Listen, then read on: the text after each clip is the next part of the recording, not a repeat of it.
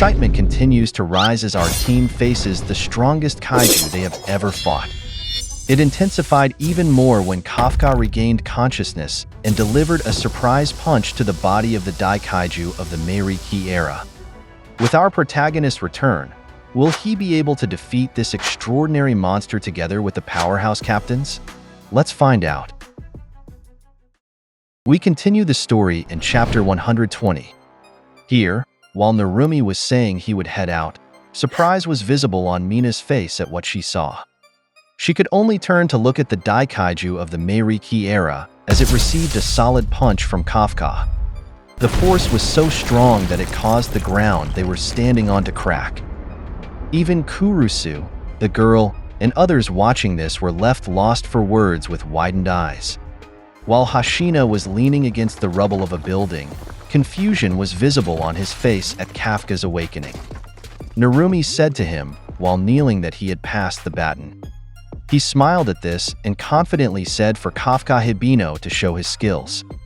After receiving Kafka's punch, the Daikaiju of the Meiriki era was pushed back and spat blood. Kafka looked seriously at this monster and stood confidently while doing so. The assistants in the control room shouted that Kaiju number 8 had returned to the front line. Kurusu was puzzled about what was happening here because he was certain Kafka had no vital signs earlier. Keiji thought that the only way he could explain this was that it was a miracle. However, he said this didn't mean the battle had turned in their favor. After he said this, the Daikaiju closed one of its eyes on its face, and an incantation attack began forming on Kafka's body. Before long, it quickly activated, causing a powerful impact on Kafka. Najizaka was worried about this, but while thinking that the Daikaiju still had the power advantage, he suddenly noticed something. While staring at Kafka, he saw that Kafka's body did indeed get a cross-shaped cut from the Daikaiju's attack, but unexpectedly, it immediately regenerated. Keiji's eyes widened when he saw this, while Hashina had trouble believing this event and also wondered what Kafka had done. He noticed here that there was something different about them. Meanwhile, Kafka suddenly spoke to someone and said he knew this, and he would unleash it soon, so it should stay calm. Hashina was puzzled when he heard this, while several souls began emerging from Kafka's feet. Before long, these fully emerged like an aura surrounding him. While this was happening, there was a flashback where Kafka explained that on the day he was referring to, he was the first to notice a kaiju emerging in their city.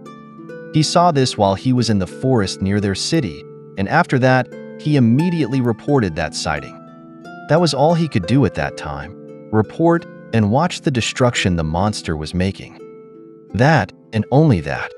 After that, he explained that back then, if he had been a captain with a 99% unleashed combat power, or a master blade wielder and the strongest sharpshooter around, or a superhero with a 10,000 kaiju kill count, and if he hadn't just been a helpless kid, the house that his father took out loans to have built, the stationery store where his grandmother bought him a pencil case that doubles as a game, the Karage chicken shop where his mother worked part-time, the octopus park where he fought those guys in 3rd grade, the game system that he finally got his parents to buy him, and Mina's calico, he could have saved them all and given himself and Mina a different future. He said he couldn't forgive himself for all of that. While remembering this, he spoke to his past self and said he knew he didn't want to go through any of that again. The path he chose after growing up wasn't what his past self had envisioned, but at the very least he would charge in and fight in a way that would make him proud. He started walking when his past self suddenly held him. Kid Kafka looked at him and smiled with full confidence and trust, which surprised him. Kid Kafka stood beside him and prepared as well, which made him smile. After that, he invited his past self to charge in, and they both began to be enveloped by an extraordinary aura. Then, we returned to the present where Kafka's body shell started cracking, which caught the attention of his companions in battle. Before long, all the shells of his body completely shattered, and Kafka's new form was revealed, which seemed to symbolize his metamorphosis as Kaiju number 8 indeed looked like an insect. And there you have it. What kind of power could be accompanying this new transformation of Kafka? The story has become even more exciting because of this event. Let's wait in the next scenes to see what our protagonist's new form will unleash against the strongest kaiju they've ever fought.